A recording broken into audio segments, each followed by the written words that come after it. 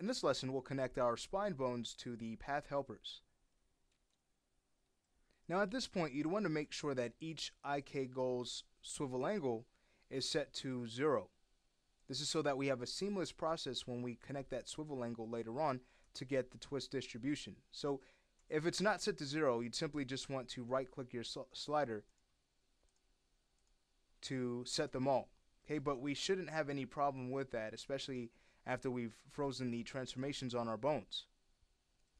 What we also want to do is actually change the parent space of our IK goals. Right now it's set to start joint. Now remember, these joints are going to be twisting. They're going to be rotating. If we have our parent space set to start joint, looking at these bones that are going to be rotating, we're going to run into some twisting issues later on. So instead of the start joint, we're going to need to choose IK goal. So I'll go through each and turn that on.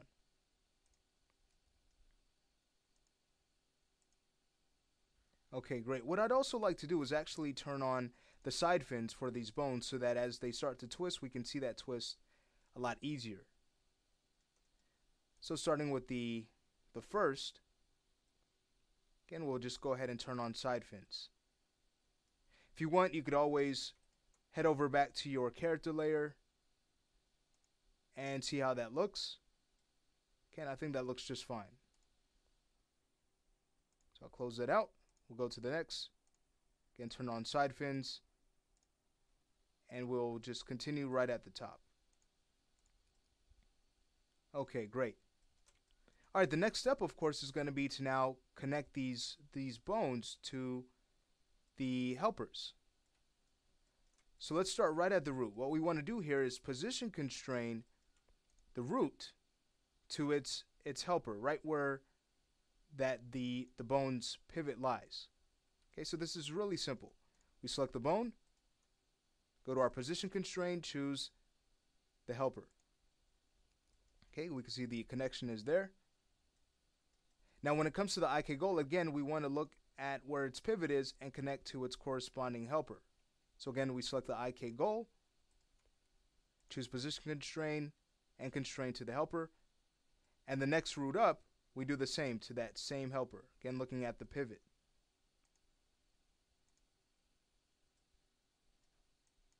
Okay, so again, go to the goal, constrain,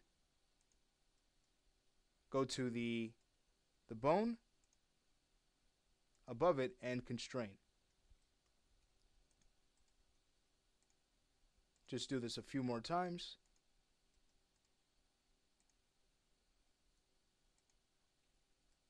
Okay, and then we should just have one more here.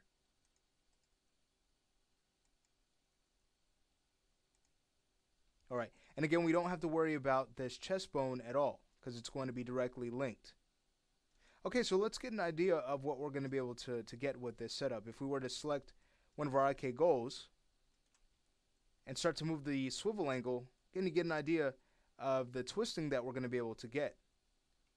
And again, we'll plug in that swivel angle later on so that we get the distribution throughout the spine. But if we were to also head over to our curve that's driving this chain now, go to our modify panel. Oh, need to actually select the curve. There it is. Oh, it's a little bit difficult to select, but that's fine. If we, with it selected, again go to its point sub object, select one of these points and move it around. Notice how the chain is now connected to the curve. Great. We're also going to be able to get some stretching from this setup, which will be very suitable for this character, being that he's a little cartoony. Alright, let's say we go ahead and take these objects and add them to their layers. Going back to the layer manager, we can start by selecting each bone and adding that to the envelope objects layer. From there we can hide that, select everything else, and add these objects to objects to hide. Great. Kind of clean things up. I'm going to go ahead and bring back the visibility of both.